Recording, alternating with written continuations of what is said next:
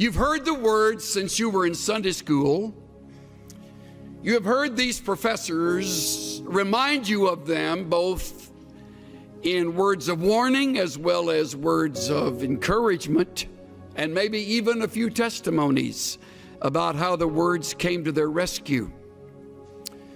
The words appear in Scripture in one way or another hundreds of times, and you will use the words with others in your ministry, both from the pulpit as well as a counselor, a friend, a minister of music, whatever capacity you'll serve in, on mission field or here at home, you'll use these two words.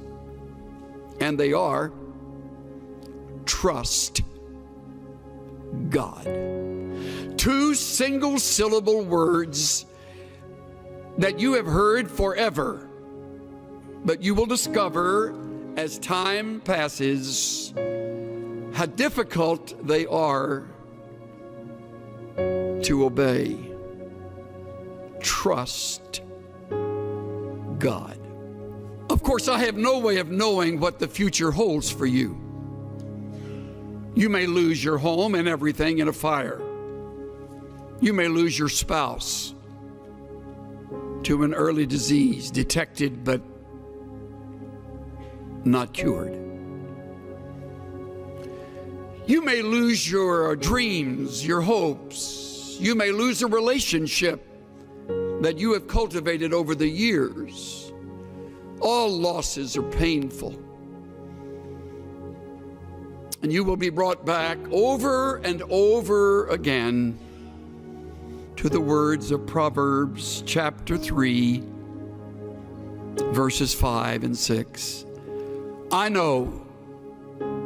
You memorized them in Vacation Bible School or when you were growing up at the knee of a godly mother and or father, and your lips will move as I quote them. Trust in the Lord with all your heart, and lean not to your own understanding. In all your ways, acknowledge Him, and He will make your paths straight. All your heart, all your ways, trust. Trust. Now, we have a problem with this because of several things. First of all, we are too blamed self-sufficient. We have learned how to get ourselves out of jams rather than acknowledging the jam has very well been either directed or permitted by our sovereign God to teach us. And by not trusting Him, we short-circuit the test and go our own way, getting ourselves out of our own mess. We're too self-sufficient. Another reason we fail this test is because we're too quick to call on others.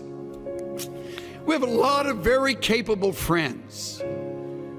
As life unfolds and you leave this school and you're involved in your church, your work of ministry, your realm of responsibility, you'll meet other people.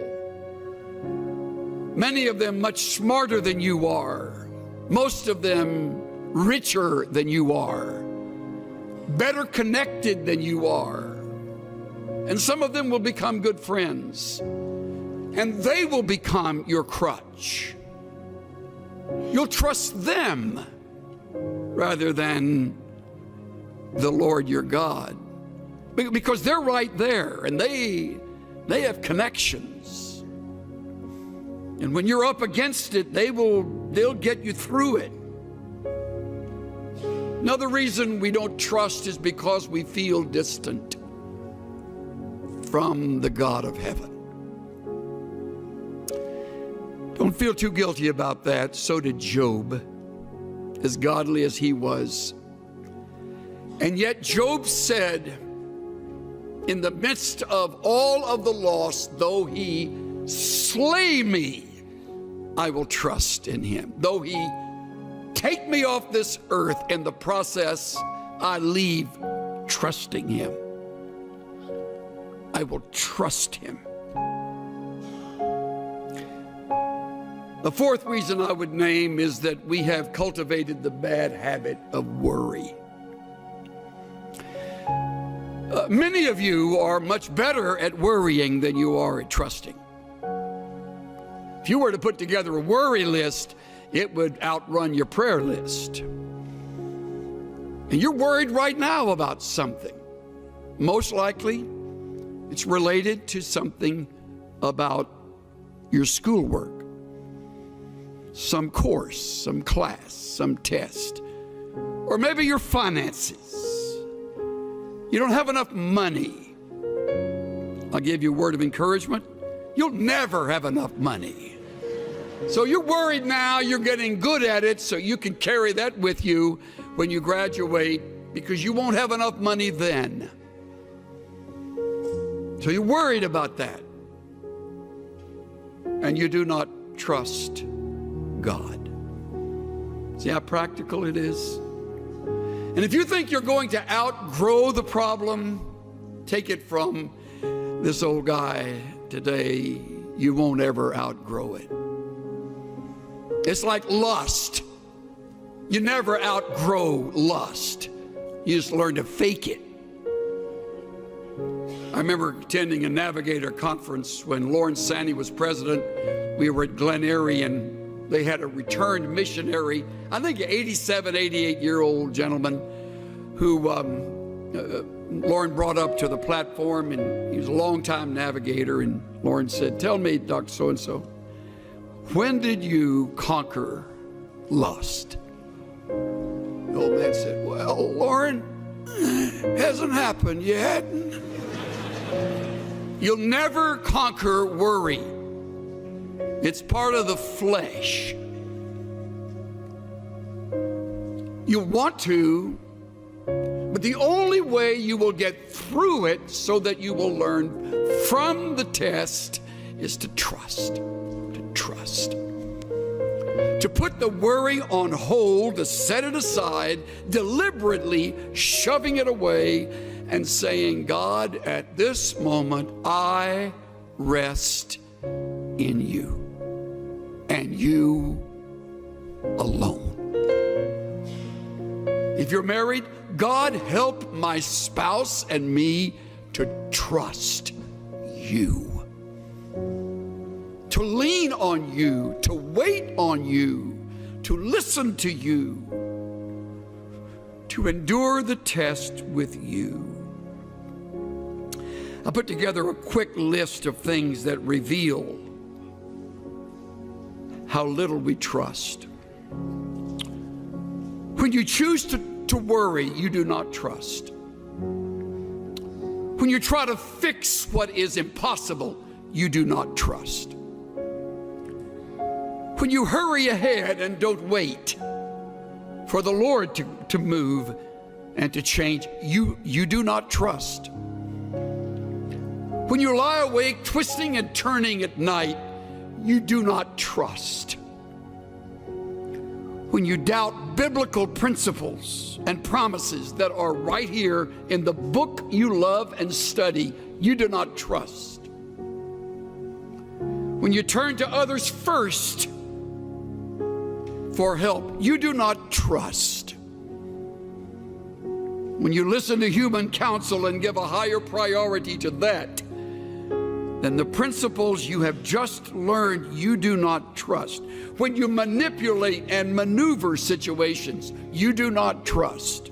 When you step in and take charge without praying and being led by the Spirit of God, you do not trust.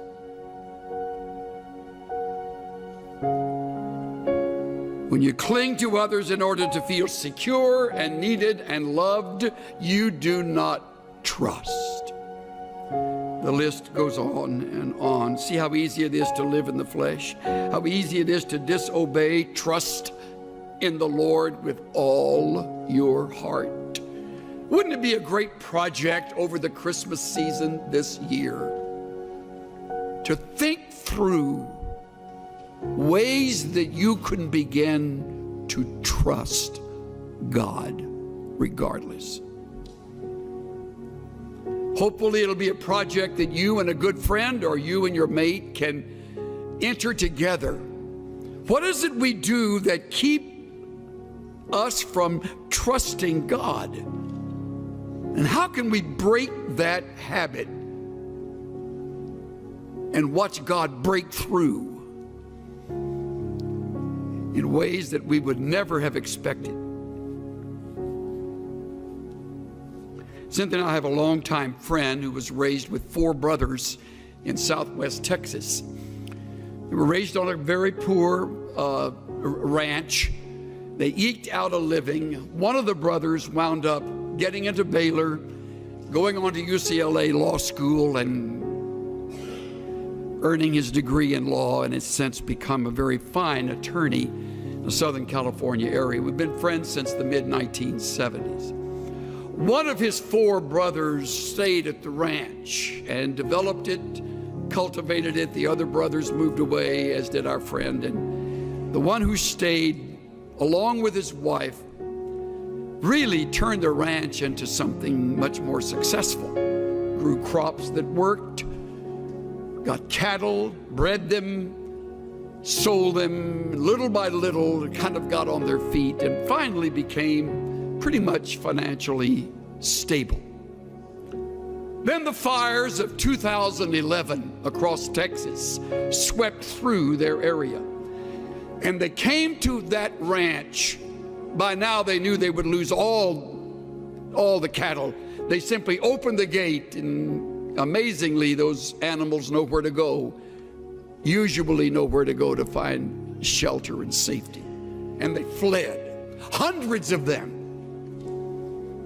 And they barely left, unable to get much of anything in their pickup, and they drove away. Came back a number of days later when allowed to enter this territory, and everything was melted. Everything. Even the metal roof on the shed, on the barn, had melted down and sort of peeled its way over, and what it landed on, it kind of was that metal profile. As everything is lost, all possessions, all pictures, thankfully no lives. Strangely, the cattle got back and were clustered around in a herd around an enormous oak tree, and they were able to get them back. Of course, the fence had burned, so that has to be rebuilt. And they said to one another, we realized at that moment our faith would either kick into action or we would move far away from the God we had loved and served. They chose the former. They determined they would rebuild. They're in the process right now. Living with a brother, putting house and home back together, having lost it all. And the Lord taught me through my shameful response, He'll win this battle. Trust Him. Trust me. Trust God. Just to rest upon His promises.